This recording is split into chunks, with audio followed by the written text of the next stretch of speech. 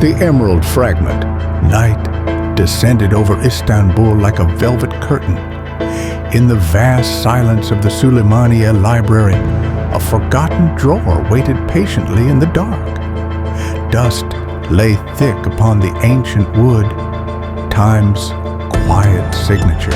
Aras Demir, a young researcher obsessed with lost knowledge, had stayed long after closing hours.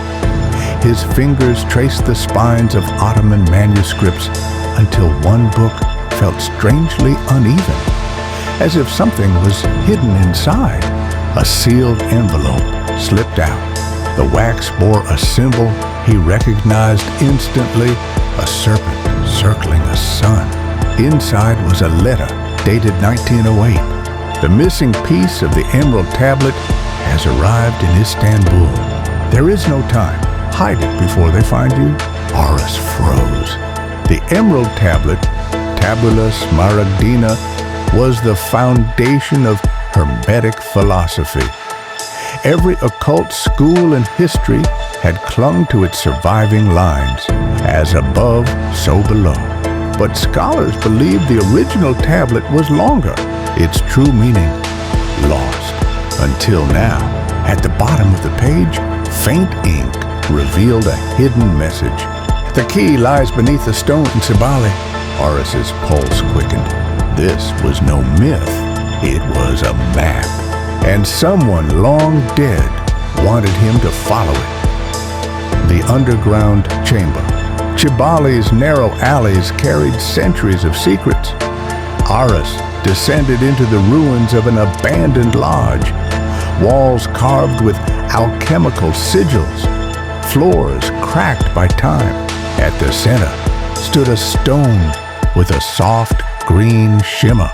When his fingers touched it, gears moved under the ground.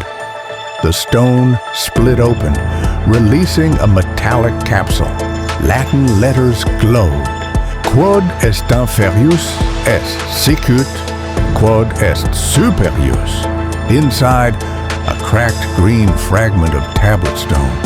Only one word was intact: Arcana, the secrets. But before Aras could examine it further, footsteps, a shadow emerged. "Give me the fragment," a cold voice commanded. Aras tried to run. Darkness swallowed him. The last thing he heard: the Hermetic seal is broken. There is no turning back. The fire circle. Aras awoke in a moving car, wrists tied, head throbbing. Beside him sat a woman with steel in her eyes. "Don't panic," she said. "Hey, if I wanted you dead, you wouldn't be breathing." Her name was Layla Karaka, an undercover operative investigating an occult organization known as the Ahriman Order, a sect devoted to suppressing ancient Hermetic wisdom. Aras revealed the fragment. Her reaction was instant. "That's impossible," she whispered. This could change everything."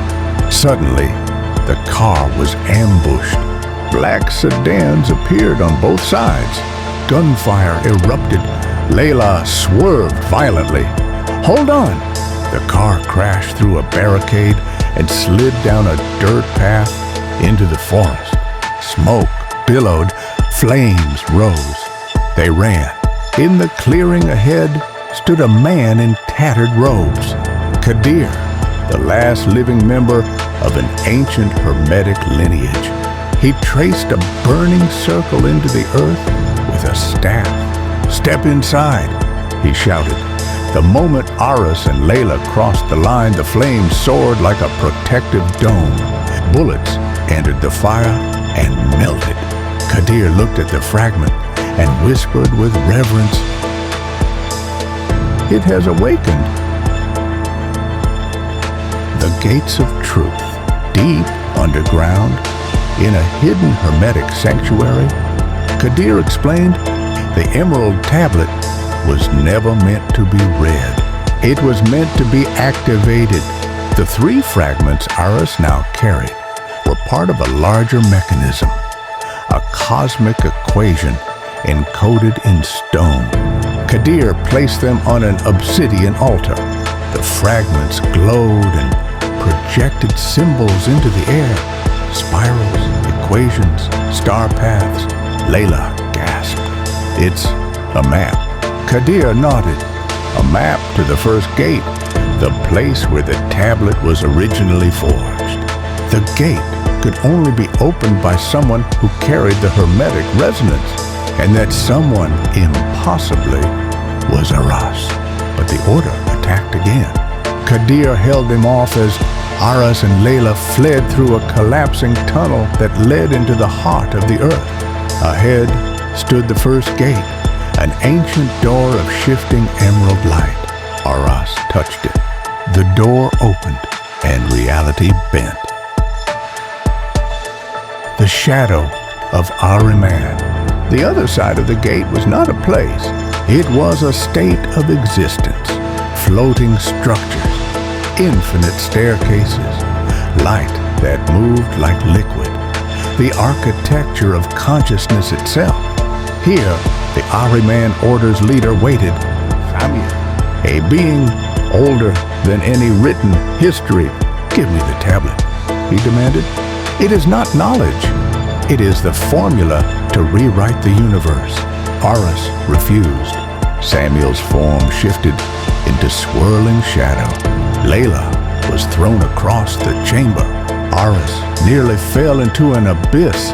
In that moment, the fragments merged, releasing the full emerald tablet, radiant and whole for the first time in millennia.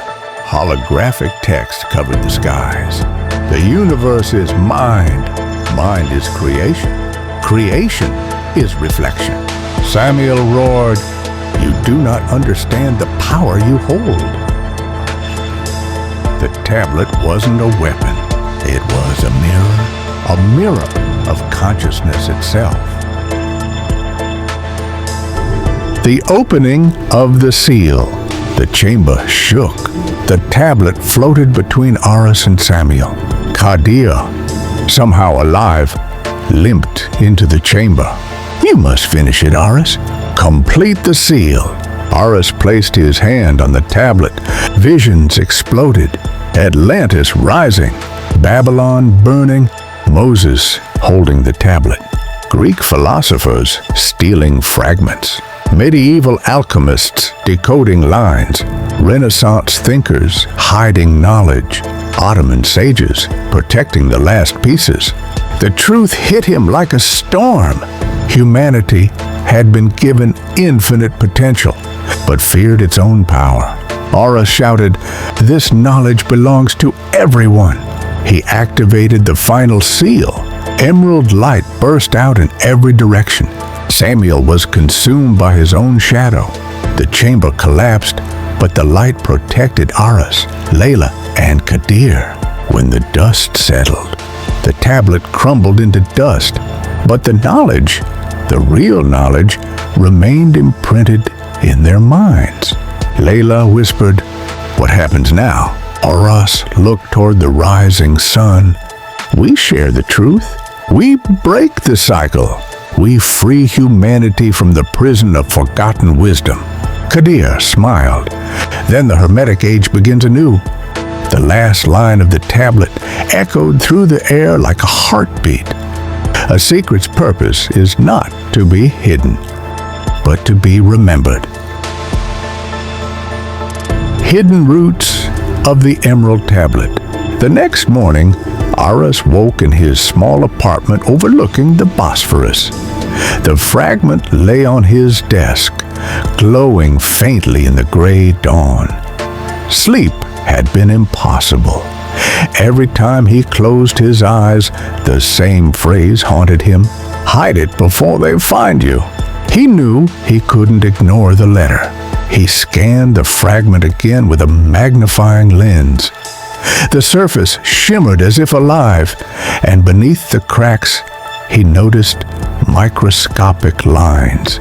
Not cracks, engravings, ancient Greek symbols, early Arabic letters, even hieroglyphs, all fused into one impossible script. This shouldn't exist, he whispered. Suddenly, the lights flickered. His laptop turned on by itself, code scrolling down the screen like a waterfall.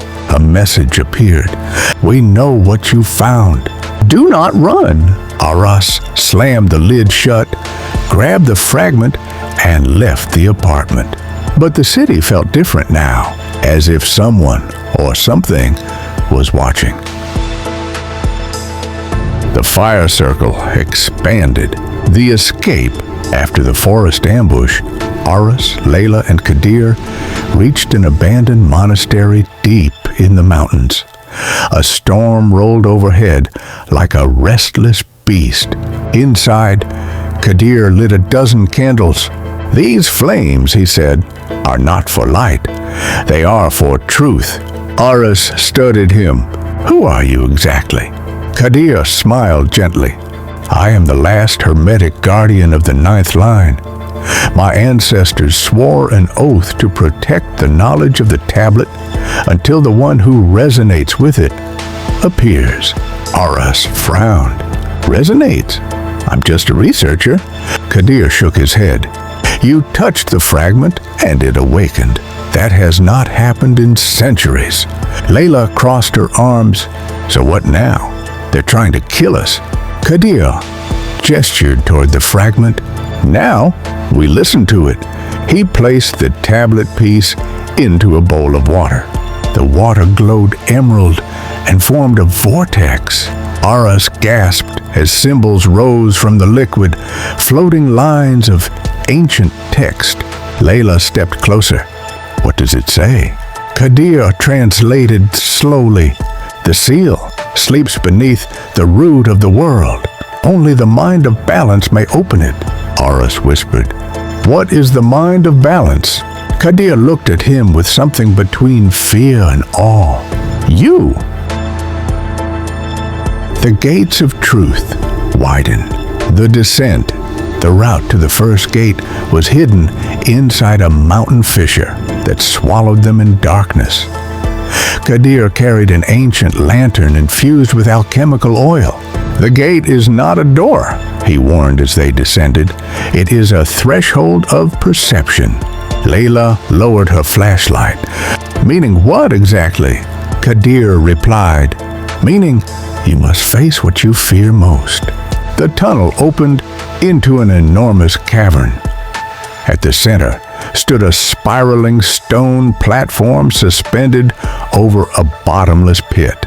Carved into the platform were words that echoed through Aras's bones. "He who seeks truth must first be unmade." Layla's voice trembled. "Unmade how?" Kadir touched the stone by revealing the layers of the self. The entire platform lit up, flooding the chamber with emerald light. Aras felt his mind stretch, past memories, past self, past identity. Suddenly, visions erupted. His childhood, his mother's death, his years of loneliness, his obsession with ancient mysteries, his deepest wounds and hidden strengths flashed before him. He fell to his knees. Layla grabbed his shoulder. "Aras, stay with me!" But Kadir shook his head. He must go through this alone.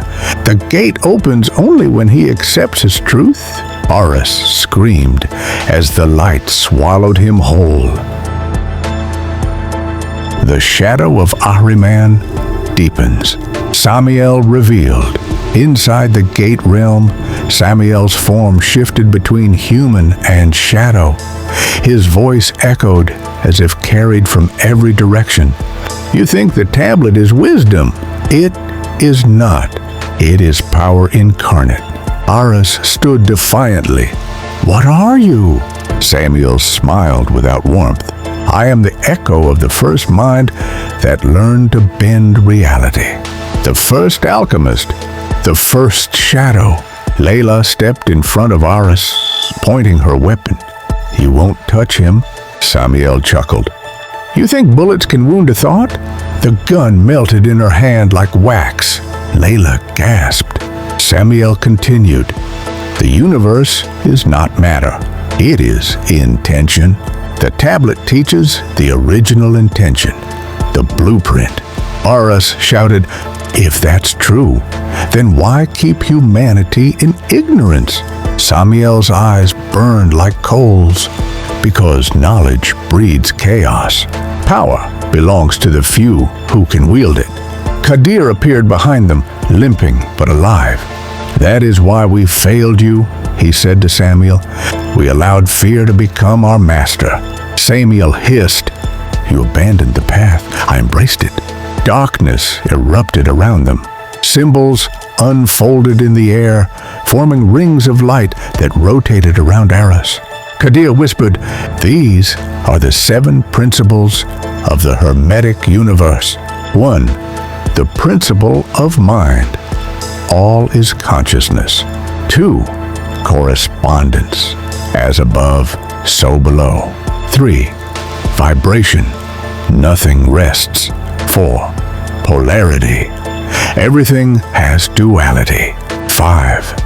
Rhythm. Everything flows. 6. Cause and effect. Nothing escapes law. 7. Gender. Creation requires balance." The air shook with power. Samael roared, "You cannot complete the seal. You have not mastered the 7. But Aras stepped forward, consumed by light. "I don't need to master them. I need to understand what you never did. That knowledge is not control. It is connection." Samael lunged at him with a spear of darkness.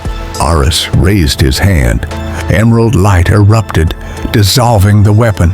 The rings of principles aligned into a single point, a blinding star. Layla shielded her eyes. Kadir fell to his knees. Samael screamed, "No, the seal will free them." Aras shouted, "Yes, humanity deserves the truth." The star exploded into infinite rays. Samael's shadow form disintegrated, torn apart by the very knowledge he had corrupted. The chamber collapsed.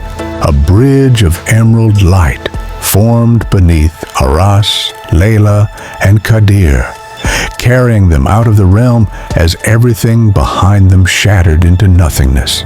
They emerged on a hillside at dawn. Birds sang. The world felt lighter. Aras looked at his hands. The tablet was gone, but the knowledge burned inside him like a living flame. Layla whispered, "So this is it? The end?" Aras shook his head. "No, this is the beginning. The Hermetic age returns." Kadir smiled through tired eyes. "And this time, it belongs to everyone."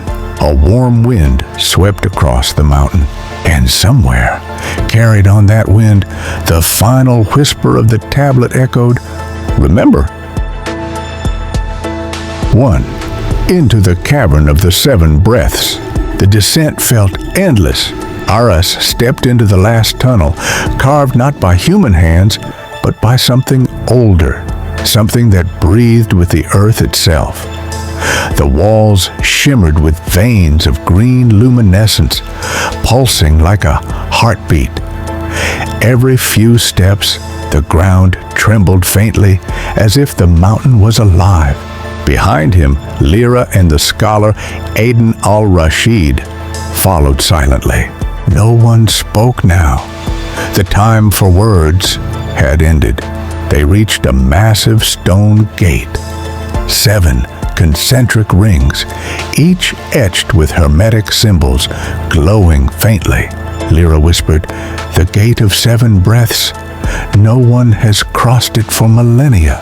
Eden placed his hand on the first ring. "It reacts only to those who carry the encoded resonance.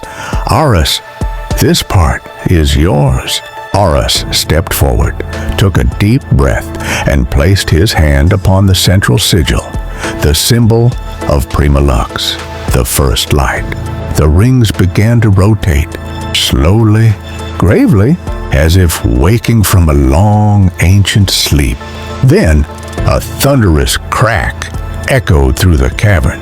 The gate split open, A wind poured out from within, warm, ancient, carrying faint whispers in an unknown tongue. Aras felt a pressure in his chest, as though an invisible hand gripped his heart. He had passed the point of no return.